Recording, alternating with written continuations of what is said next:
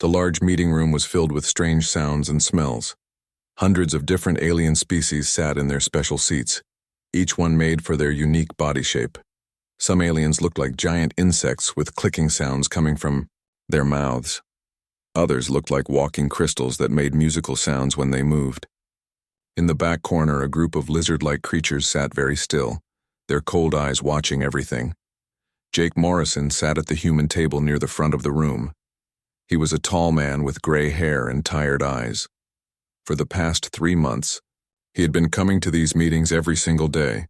His job was to speak for all humans in the galaxy, but lately it felt like no one wanted to listen to what he had to say. Next to Jake sat Lisa Carter, a young woman with short brown hair.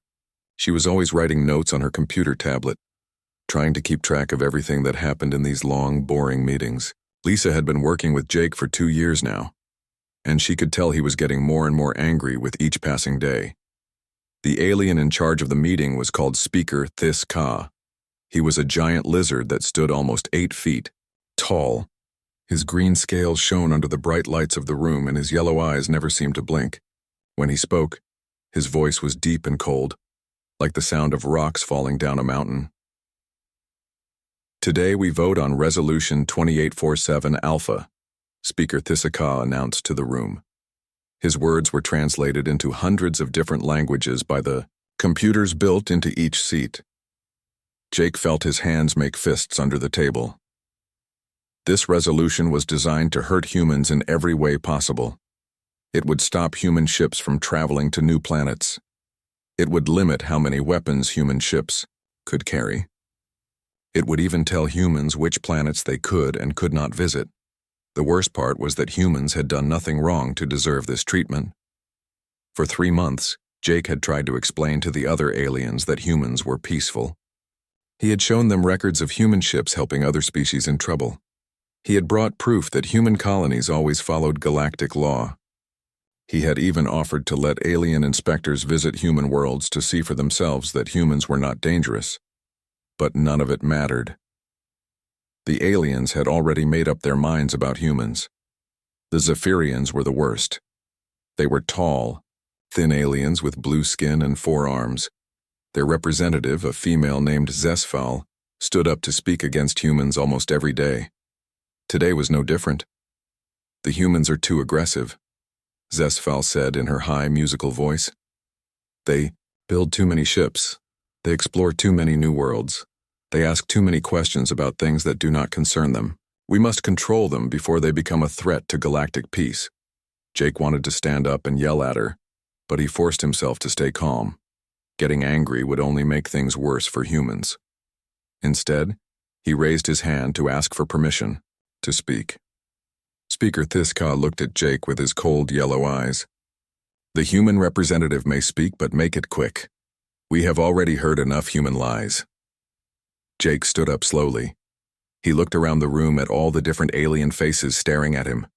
Some looked curious, others looked bored, but most looked like they had already decided to vote against humans no matter what he said. Honorable Speaker and fellow representatives, Jake began, I ask you to remember that humans have been good members of this council for 25 years. We have never broken galactic law. We have never attacked another species without cause. We have shared our technology freely with anyone who asked for it. We have sent food and medicine to worlds in need, even when those worlds were not our friends. A group of insect-like aliens called Thraxians began clicking their mandibles together. This was their way of showing that they disagreed with what Jake was saying.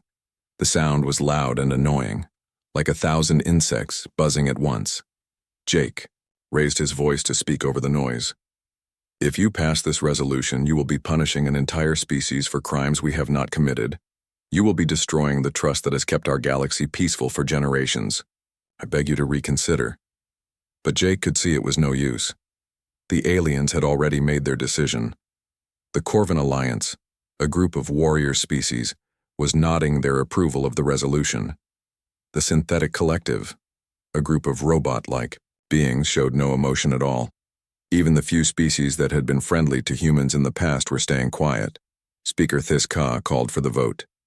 One by one, each species announced their decision. Jake watched as the numbers appeared. On the big screen at the front of the room, the final count was devastating.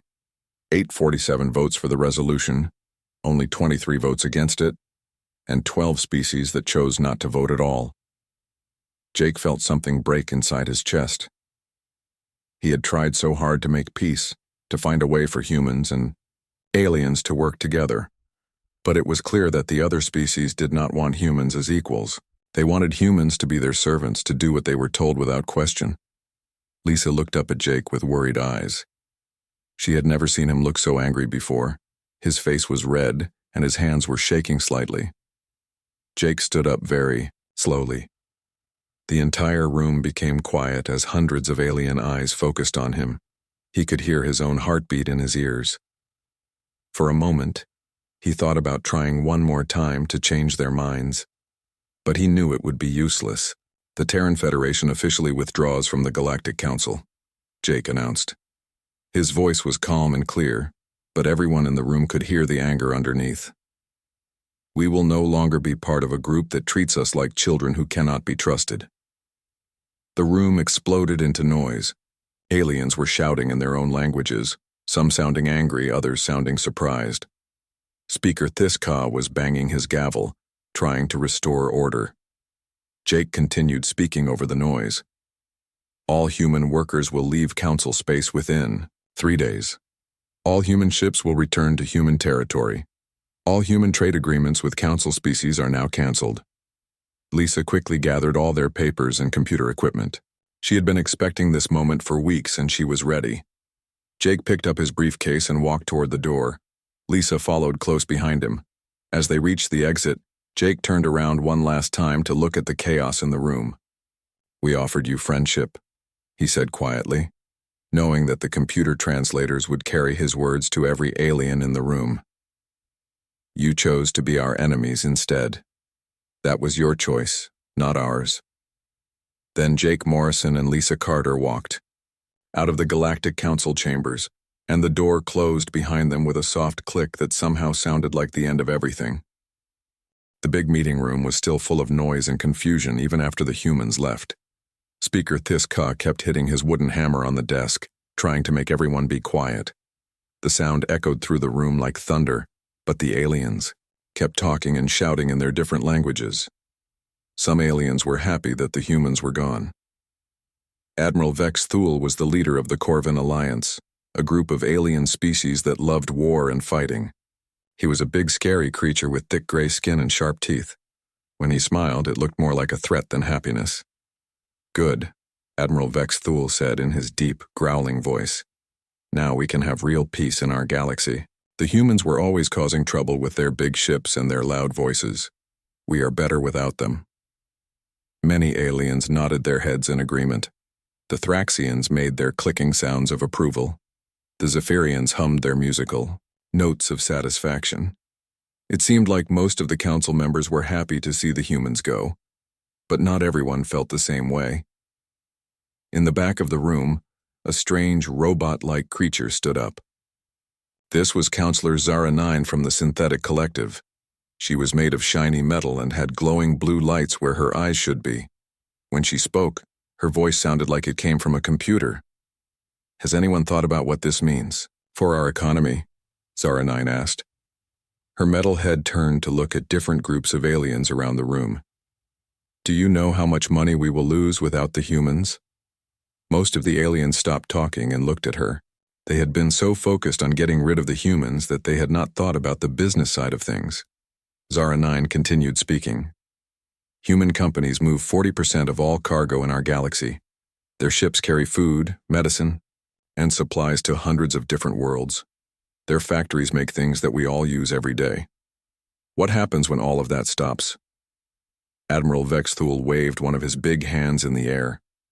"We will find other species to do those jobs. The humans are not the only ones who can fly ships or make things." But Zara 9 shook her metal head. "You do not understand. The humans do not just participate in our economy. They are our economy. Their technology is 50 years ahead of most species. Their ships are faster and more efficient than anyone else's. Their workers are trained better and work harder than most aliens. The room was getting quieter now. Some aliens were starting to look worried. An alien called Klet Thun stood up from his seat. He was from the Altarian Confederacy, a group of peaceful farming worlds. His people looked like tall, thin humans but with purple skin and large black eyes. "My worlds buy most of our food from human farmers," Klet Thun said nervously. "Human farms grow more food than any other species in the galaxy. If they stop selling to us, my people will be hungry." Another alien joined the conversation. This one was from the Meridian Trade Federation. Human banks hold loans for thousands of businesses across the galaxy. Human insurance companies protect cargo worth billions of credits. If they pull out completely, our entire financial system could collapse. The aliens were starting to panic, but it was too late. The damage had already begun. On Earth, Dr. Elena Rodriguez sat in her office looking at numbers on her computer screen. She was the chief economist for all human worlds, which meant it was her job to understand how money and business worked between humans and aliens. She had been preparing for this day for months. Elena was a smart woman with long black hair and kind eyes. But today, those kind eyes looked cold and determined. Next to her desk stood Peter Johnson, her assistant. He was a young man who usually smiled a lot, but today he looked serious. "The galactic stock markets are crashing," Peter reported, reading from his tablet. "Alien companies that depend on human services have lost 60% of their value in just 4 hours." Elena nodded. "Show me the shipping reports." Peter touched his tablet and new information appeared on Elena's computer screen. "Every human cargo ship in galactic space has stopped working. Captains are turning their ships around and heading back to human territory. The big shipping station at Kepler has shut down completely." Elena smiled, but it was not a happy smile. "They wanted us gone. Now they are learning what that really means." The effects were happening faster than anyone expected. On the alien world of Zephyr Prime, thousands of tons of food were sitting in warehouses with no way to get to other planets. Human cargo ships had always moved this food, but now those ships were gone. On the crystal world of Valari, the beautiful singing crystals that the aliens were famous for were piling up in storage buildings. Human traders had always bought these crystals and sold them to other worlds, but not anymore. The Thraxian mining worlds were the worst hit. They had spent years digging valuable metals from their planets, but they had never learned how to process those metals into useful things. Human factories had always done that work for them. Now the Thraxians had mountains of raw metal but no way to turn it into anything people wanted to buy. Back in the council chambers, more bad news kept coming in. A messenger rushed up to Speaker Thaiska and whispered something in his ear. The big lizard scales turned from bright green to a sickly yellow color. "I have just received word," Speaker Thaiska announced to the room, "that human banks are freezing all loans to non-human businesses. They are also demanding immediate payment of all existing debts." The room erupted in angry voices again. Aliens were shouting about unfair treatment and economic warfare. But deep down, they all knew the truth. They had pushed the humans too far, and now they were paying the price. Admiral Vex Thule was not smiling anymore. His own alliance depended on human-made weapons and ship parts. Without those supplies, the Corvin military would be much weaker. Counselor Zaranine's glowing eyes flickered as she processed more bad news from her home worlds. The Synthetic Collective has lost contact with 47 mining operations. All were managed by human engineers. As the hours passed, the full extent of the disaster became clear. The aliens had not just lost a member of their council. They had lost the species that made their entire civilization work. Without humans, their economy was falling apart. Their technology was becoming outdated and their way of life was in serious danger. But the worst part was that it was all their own fault. They had pushed away the one species that could have helped them the most, and now they were alone with the mess they had created. 2 weeks had passed since the humans left the Galactic Council, and things were getting worse every day. The big meeting room that used to be filled with confident aliens now looked like a place where scared creatures came to argue about problems they could not solve. Speaker Thiska looked terrible. His green scales had turned gray and his yellow eyes were dull and tired. He had not been sleeping well because aliens from all over the galaxy were calling him day and night, demanding that he fix the mess they were all in. The emergency meetings. happened every single day now, but nothing was getting better. Every time the aliens tried to solve one problem, 3 more problems appeared. It was like trying to stop water from flowing through a broken dam with their bare hands. Ambassador Clet-Thun from the Altarian Confederacy stood up to speak. He looked much thinner than he had 2 weeks ago, and his purple skin was pale and sickly. His large black eyes were filled with fear and desperation. "My people are running out of food," Clet-Thun said, his voice shaking. "The riots on Altair 3 have gotten worse. Yesterday, angry crowds burned down the government building on Altair 7. My own people are blaming me for this disaster, and they are right to do so." The room was quiet as Clet-Thun continued talking. "We need to contact the humans immediately. We need to apologize and beg them to come back. My people will starve if we do not get human food shipments soon." Admiral Vex Thule slammed his big fist on his desk. The loud bang made several smaller aliens jump in their seats. "We will not beg to anyone," he growled. "If the humans want to come back, they must accept our rules and follow our laws. We are the Galactic Council, not them." But Admiral Vex Thule's words sounded empty and weak. Everyone in the room knew that his own alliance was falling apart. The Corvan military had been forced to ground half of their fleet because they could not get replacement parts for their ships. Those parts were made in human factories, and now those factories would not sell to them. The Thraxians were clicking their mandibles together, but the sound was different now. Instead of the confident clicking they used to make, this sounded worried and uncertain. Their mining operations had completely stopped because all of their equipment was breaking down. Without human engineers to fix the machines, the Thraxians were helpless. Counselor Zara 9 had more bad news to share. Her glowing blue eyes flickered as she accessed the latest reports from across the galaxy. "The economic damage is spreading, faster than we predicted," she announced. 17 different species have requested emergency aid from the Council. The Volari crystal trade has collapsed completely. 3 major shipping companies have declared bankruptcy. She paused and looked around the room.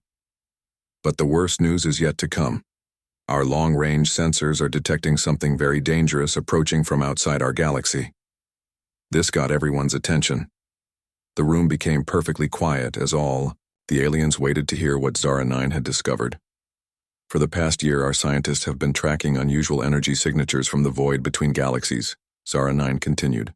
"We thought they were just natural phenomena, but we were wrong. The readings suggest a massive fleet of unknown ships approaching our galaxy." Speaker Theska's scales turned an even paler shade of gray. "How many ships?" "Our best estimate is 2,000 vessels, possibly more," Zara 9 replied. "They are moving in perfect formation, which means they are not random travelers. This appears to be an organized invasion force." The aliens started talking all at once, their voices mixing together in a confusing mess of fear and panic. Some were demanding more information, others were suggesting they should prepare for war, and a few were wondering if they should try to hide instead of fight. Meanwhile, far away from the council chambers, Captain Rick Murphy was having the worst day of his career. He was the commander of a human exploration ship called the UES Denver, and his job was to explore new parts of space and look for interesting things like new planets or unusual star formations. Rick was a good captain with 20 years of experience flying through dangerous parts of space. He had short brown hair, friendly green eyes, and a calm personality that helped his crew stay relaxed during difficult missions. But today, nothing could keep him calm. Lieutenant Amy Foster was working at the sensor station on the bridge of the Denver. She was a young woman with red hair and sharp eyes who was very good at finding things that most people would miss. Right now, she was looking at readings that made no sense at all. "Captain," Amy called out, her voice tight with worry. "I am detecting a massive fleet of ships approaching from outside our galaxy. The computer says there are at least 2,000 vessels, but the readings are so strange that there might be even more." Rick moved quickly to look at Amy's sensor display. What he saw made his blood run cold. The ships were huge, much bigger than anything humans or aliens had ever built. They were moving in a perfect geometric pattern that spoke of incredible organization and discipline.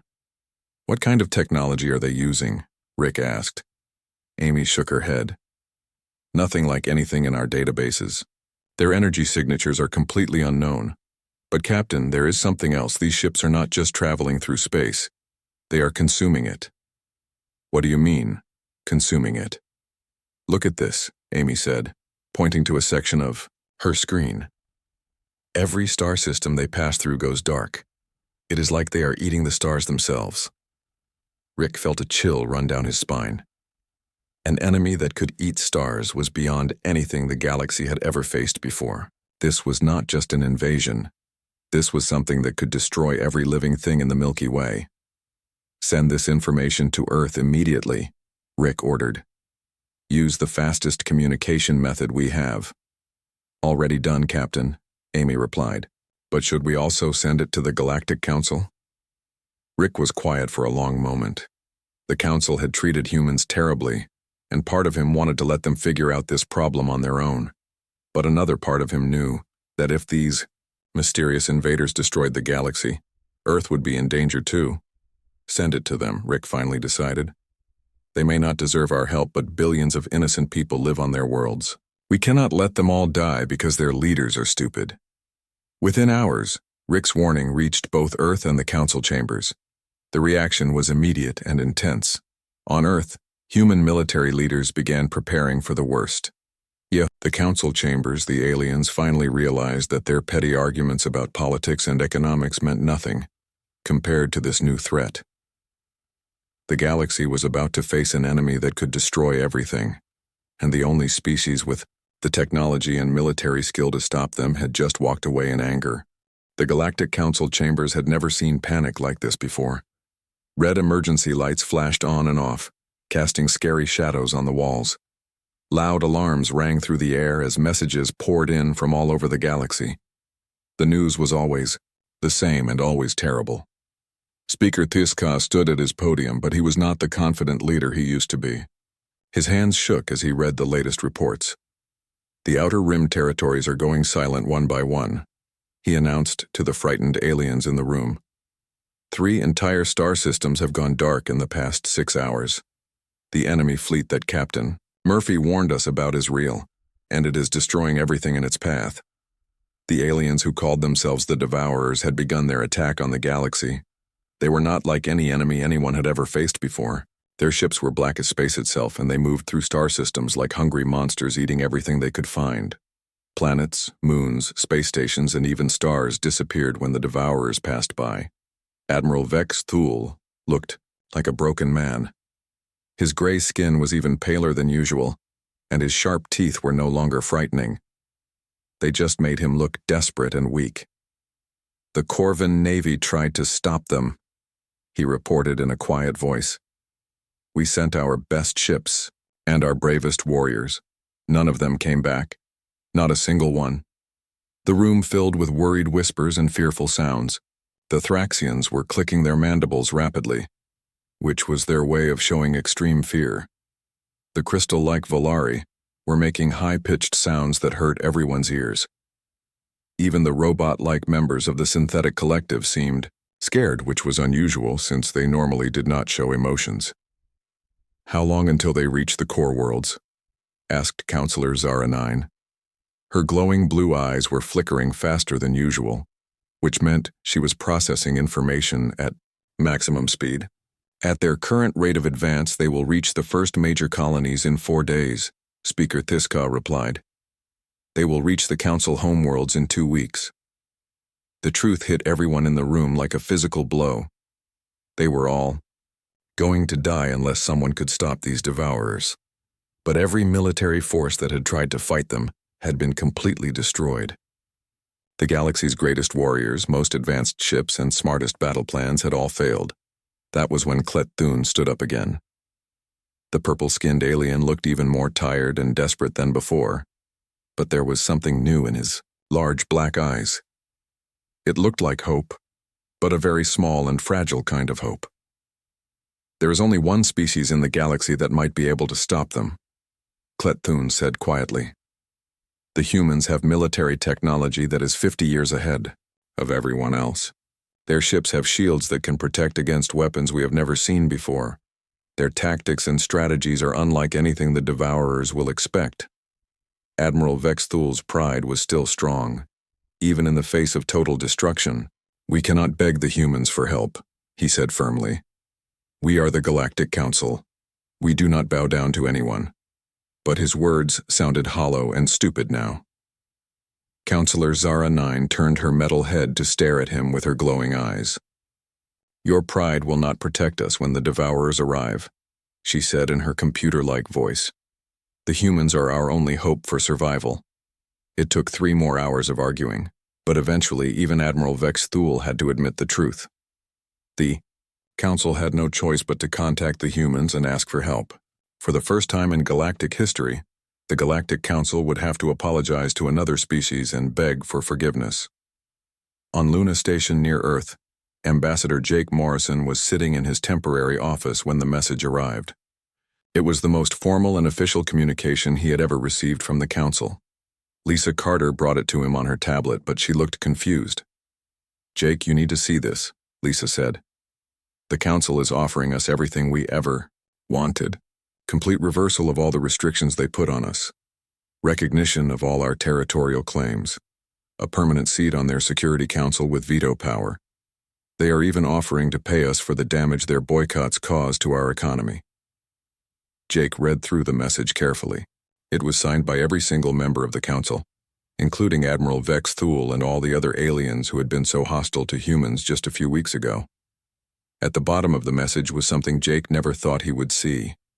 A formal apology from the Galactic Council to the human race. General Danny Clark walked into the office as Jake was finishing reading. Danny was an old soldier with gray hair and serious eyes.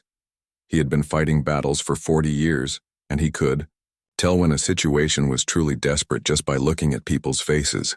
"The reports from our scout ships are not good," Danny said without any introduction. "These Devourers are not just another hostile alien species. They are something completely different. They consume matter and energy at a rate that should be impossible according to our understanding of physics." Lieutenant Colonel Sandra Mitchell followed Danny into the office. She was the Federation's top intelligence expert, a smart woman who knew more about alien military capabilities than anyone else in human space. "General Clark is right," she said. "But there is something else. These Devourers seem to operate as a single mind controlling thousands of ships. They do not make mistakes, they do not panic, and they do not retreat. They just keep moving forward and consuming everything." Jake looked out the window at Earth hanging in space. It looked so peaceful and beautiful, but he knew that peace would not last long if the Devourers were not stopped. "Can we beat them?" he asked. Danny and Sandra looked at each other before answering. "Maybe," Danny said finally. "Our shield technology is completely different from anything the galactic species use. Our weapons are designed to adapt to new threats. Most importantly, we fight as individuals working together, not as parts of a hive mind. That might be enough to confuse them. But we cannot do it alone," Sandra added. "We will need every ship in the galaxy working together. We will need the aliens to follow human battle plans without question. And we will need them to trust us completely, even though they have spent years treating us like dangerous children." Jake made his decision quickly. "Send a message to the Council. Tell them we accept their apology, and we will help them fight the Devourers. But make it clear that this alliance is between equals, not masters and servants." Within hours, Admiral Kevin Hayes was standing on the bridge of humanity's most powerful warship, the UES Constitution. Around him, human and alien officers worked side by side for the first time in galactic history. His tactical officer, Commander Tony Rivera, was coordinating with alien ship captains who just weeks ago had considered humans to be barely civilized barbarians. "All ships report ready for jump to hyperspace," Commander Rivera announced. "We have 200 human vessels, 300 Corvin ships, 150 Thraxian cruisers, and ships from 47 other species. It is the largest fleet in galactic history." Admiral Hayes looked at the star map showing the Devourer advance. In a few hours they would know if the galaxy could be saved, or if every living thing in the Milky Way was doomed to become food for an unstoppable enemy. "Jump when ready," Hayes ordered. "Time to show these Devourers what happens when they threaten our galaxy."